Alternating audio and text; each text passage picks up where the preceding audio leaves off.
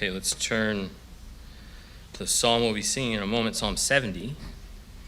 This is a brief psalm, and it's often the case that I think when our hearts are heaviest, our words are the fewest. And this is right that this is such a short psalm. It's also, it might come to your mind if you look into this psalm, it's a recreation or a reprinting it's not even a rewording, it's a word for word from Psalm 40. And you might wonder, why does God repeat himself in the Psalter? And it's likely because we're prone to forget so quickly. And sometimes our remembrances, as they're short, they remember much for us.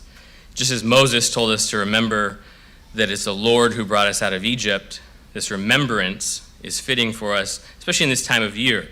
This is a season often of remembering, of looking back in the years past that will never happen again, and remembering the Lord's providence. So this is why it's titled "To Bring to Remembrance" as a psalm here.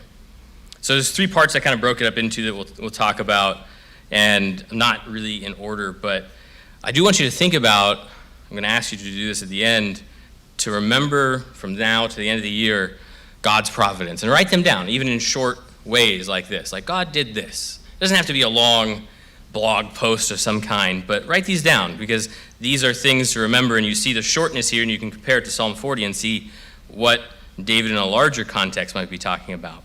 So David here talks first about the disposition of our hearts, of his need and his poverty, his desperation, as he calls on God to hastily respond to him, to make haste to help me.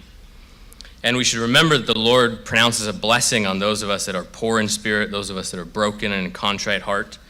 And we should expect, as David here, no other relief except from the Lord our God. From no other source does it come. He also, in the second part here, is pronouncing a judgment on the wicked, especially as the wicked tend to assault the righteous, and they gloat, and they mock, and they scorn as they, in their arrogance, steal, rob, kill, destroy believers, all things that Jehovah has set. They do that. They stand against it, and they boast in coming out in this aha. But these are meaningless boasts. These are like the brute beasts, the sounds that they make. These mean nothing to the reality of God's world and his rule as Christ rules with an iron rod. Never forget that. That's how Christ is ruling, and no scheme of the unbeliever will succeed apart from the Lord permitting it. And in his prayer, you see in the psalm here, he asks them that they be ashamed, that they would turn back. This happens in other psalms as well, in maybe more lengthier expositions of it. Like in Psalm 83 and verse 16, he asks that they be put to shame, that they might seek the Lord. So anytime we're praying that our enemies would be put to shame, remember that. We're praying that our enemy would be put to shame so much so that they see it and they come to the Lord and they stop becoming our enemy. So we should think that's our hope and our prayer, that the Lord is asking us to think on this. And the third part is he prays for the affections of those who seek the Lord, that we would be rejoice and be glad in the Lord and knowing him. And only if you think in contrast to the wicked, and we were once all wicked, that you need the power of the Lord to rescue you from that, to turn your affections towards God, to take the old affections of the world and of the heart and of your soul, to be joyful and happy and glad in the Lord. And it is we who are in Christ that need that still, to rescue us from our continual temptation and joy we find in the world.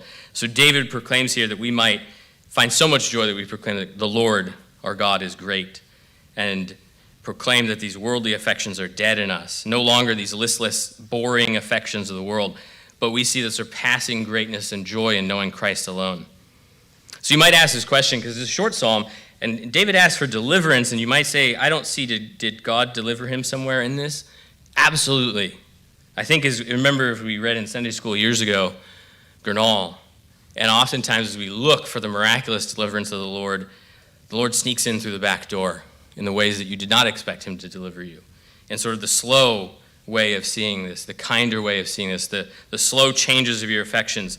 So don't always necessarily look for the hastening response, but sometimes the slow deliverance of the Lord is how he chooses to change you by his Spirit. And remember, even as you find, and I ask you to spend some time this year, the rest of the year, remembering the Lord's providence, even those terse prayers, those short remembrances of what the Lord has done, those brief thankfulness, those are the Lord delivering you.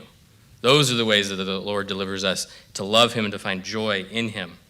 So finally, last point, I want us to think as we sing this also, not just about David, not just about ourselves, but about the Lord, who was poor and he was needy and he was born, and we celebrate that often at this time of year for our sakes.